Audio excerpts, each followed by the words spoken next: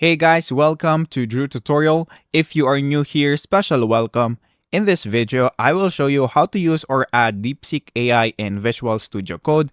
So the first thing that we are going to do is to, of course, open our Visual Studio Code. So on the search bar, just search for it. And then after that, just click on open. And then once you do that, you will see this window. So what we're going to do next right here is to go into our extensions. So click on extensions and then on the search bar, just search for continue. So click on continue. And then after that, all you have to do is to download this one right here.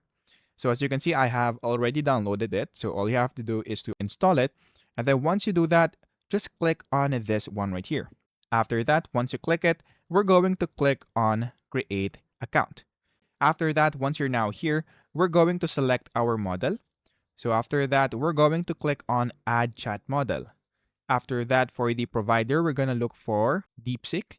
So just scroll down and then look for DeepSeek. And then after that, if you want to change the model, it's up to you, but I will just leave it as it is. And then as you can see right here, we are being asked to put the API key of our DeepSeek. So what we're going to do next right here is to click this one and then click on open.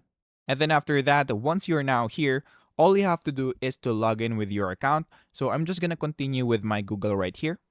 And then after that, just click on continue. And then as you can see right here, we are now on the DeepSeek platform.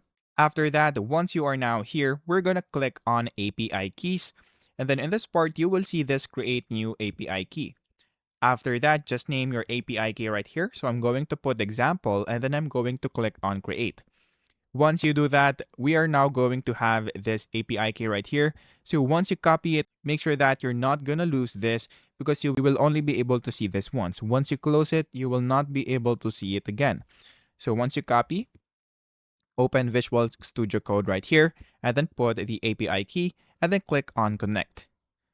After doing that, as you can see, we now have the DeepSeek coder, which is right here, and then you can now use it if you want. The second thing that we can do is to go into extensions once again, and then we're going to type code GPT, and then click on enter. After that, you will see this, so we're going to install this also, and then click trust publisher and install. After that, all you have to do is to wait for it to be installed. And then after that, just click on allow. And then in this part, we're just gonna log in with our account once again. And then just click on continue right here. And then if you go back right here into our Visual Studio Code, we're now gonna click on open. And then after that, once you do that, you can now use DeepSeek on Visual Studio Code. So that is basically it.